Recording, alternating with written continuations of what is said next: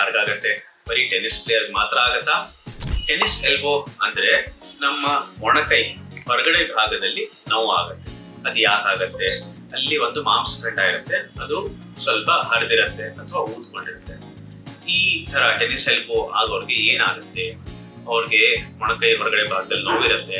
ಅವ್ರು ಒಂದು ಜಗ್ಗು ಕೂಡ ಎತ್ತೋದಕ್ಕಾಗೋದಿಲ್ಲ, ಒಂದು ಮಗ್ ಕೂಡ ಹಿಡ್ಕೊಳ್ಳೋದಕ್ಕಾಗೋದಿಲ್ಲ, ಅಷ್ಟು ನೋವಿರುತ್ತೆ. ಒಂದು ಬಟ್ಟೆ ಹಿಡಿಯೋದಕ್ಕಾಗೋದಿಲ್ಲ.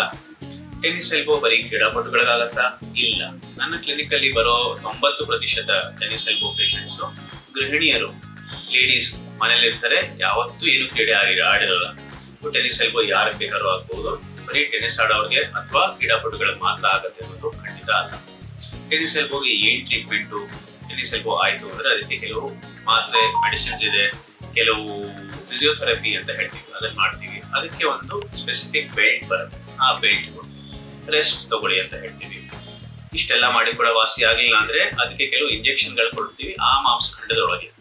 ಇಷ್ಟರಲ್ಲೂ ಸರಿ ಹೋಗ್ತಿಲ್ಲ ಅಂದ್ರೆ ನಾವು ಕೆಲವು ಆಪರೇಷನ್ ಅಥವಾ ಶಸ್ತ್ರಚಿಕಿತ್ಸೆ ಮಾಡ್ತೀವಿ. ಅದಕ್ಕೆ ಆರ್ಥ್ರೋಸ್ಕೋಪಿಕ್ ಸರ್ಜರಿ ಅಂತ ಹೇಳ್ತೀವಿ.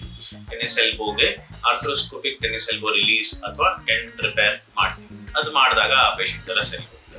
ನಿಮಗೆ ಅಕಸ್ಮಾತ್ ಮೊಣಕೈನಲ್ಲಿ 3 ವಾರಕ್ಕಿಂತ ಜಾಸ್ತಿ ನೋವಿದ್ರೆ ನಿಮ್ಮ ಹತ್ತಿರದ ಆರ್ಥೋಪೆಡಿಕ್ ಸರ್ಜನ್ ಹತ್ರ ಹೋಗಿ ತೋರಿಸಿ. ಅದು ಟೆನ್ನಿಸ್ ಎಲ್ಬೋ ಇರಬಹುದು.